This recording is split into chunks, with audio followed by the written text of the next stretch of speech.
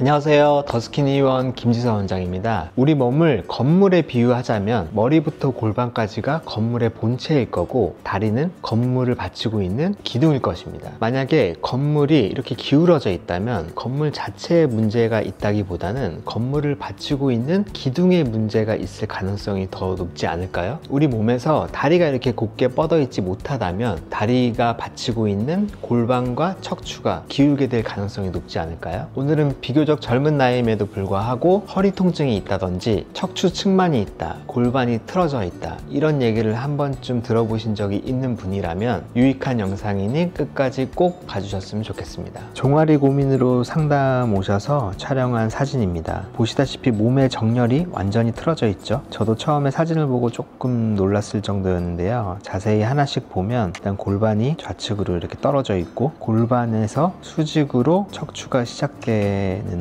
계속 이런 식으로 서 있을 수가 없으니 이렇게 한번 척추가 꺾여서 이렇게 서 있게 됩니다. 뒷모습 사진인데요. 뒷모습에서도 마찬가지로 골반이 좌측으로 이렇게 떨어져 있고 척추가 그의 수직으로 시작을 하지만 이렇게 서 있을 수가 없으니 이렇게 한번 꺾어서 이렇게 똑바로 서게 됩니다. 왜 이런 자세가 되었을까를 생각해 보면 누군가는 척추 측만이 있으니 척추를 교정하자, 누군가는 골반이 세워졌으니 골반을 교정하자, 그거를 위한 운동을 제안할 것입니다. 하지만 과연 그럴까요? 건물이 있고 기둥이 있는데 기둥의 길이가 다르다든지 이렇게 된다면 과연 이 건물이 똑바로 서 있을 수 있을까요? 절대 그럴 수 없다는 건 다 이해하실 겁니다. 즉 척추의 측만은 골반 때문이고 골반의 틀어짐은 하체에 있다고 봐야 됩니다. 하체는 허벅지와 종아리로 나뉘는데요. 실제 뼈의 길이가 다른 경우는 거의 없다고 봐도 되고 그 허벅지와 종아리가 무릎이라는 관절에서 연결되는 이 각도가 다르기 때문에 길이의 차이가 생긴다는 겁니다. 이분의 경우도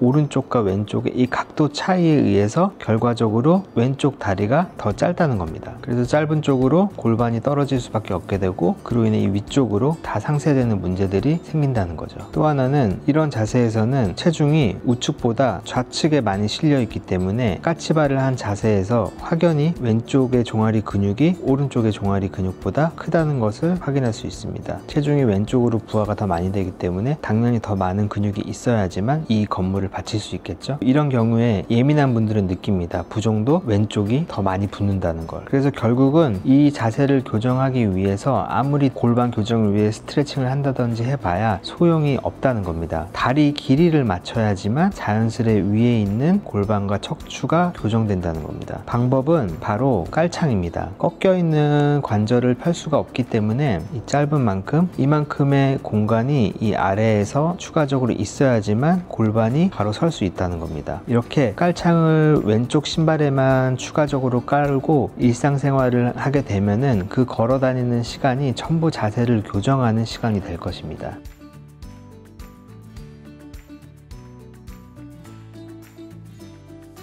단순히 종아리의 사이즈와 비대칭을 고민으로 상담 내원을 하신 분이지만 전체적인 체형을 분석해보면 다양한 문제들이 숨어 있다는 것을 알게 됩니다. 단순히 종아리 시술만이 아닌 이런 체형 문제의 원인까지 같이 교정이 병행되어야지만 종아리의 비대칭, 사이즈, 라인 이런 것들을 바로 잡을 수가 있습니다. 오늘 영상은 여기까지고요. 종아리에서 시작되는 허리 통증이나 골반 뒤틀림이 생각보다 많다는 거 꼭 기억하시고 종아리 시술을 고민 중이신 분이라면 무턱대고 시술만 하지 마시고 정확한 원인을 알고 그 원인을 교정할 수 있도록 체형을 전반적으로 한번 체크해 보시는 것을 추천드립니다. 지금까지 김지선 원장이었고요. 오늘도 내일도 더 스키니한 하루 되세요. 감사합니다.